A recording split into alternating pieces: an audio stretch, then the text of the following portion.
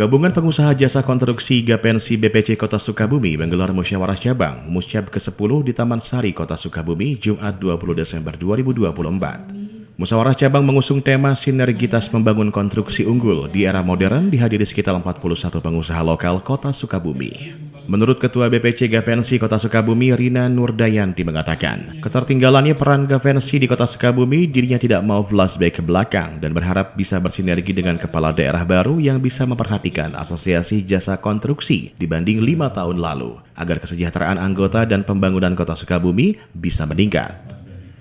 Sejauh ini Bu, kolaborasi antara Gapensi dengan pemerintah daerah 5 tahun ke belakang seperti apa Bu sebenarnya?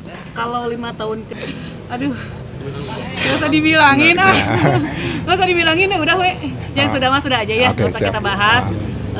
Yang penting Bismillah ke depan, mudah-mudahan Gapensi benar-benar menjadi mitra yang bersinergi dengan pemerintahan sekarang, gitu aja sih.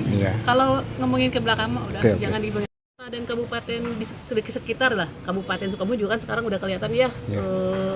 Ya kalau ngelihat kota kita maksudnya jauh gitu ya, maksudnya mudah-mudahan sih kedepannya dengan kepemimpinan yang baru ini banyak investor juga ya, juga Gapensi khususnya juga pelaksana konstruksi yang ada di kota yang benar-benar nih anggota Gapensi benar-benar anggota asosiasi lain gitu ya, yang mendapat pekerjaan. Jadi jangan sampai ya sudahlah yang sudah-sudah gitu.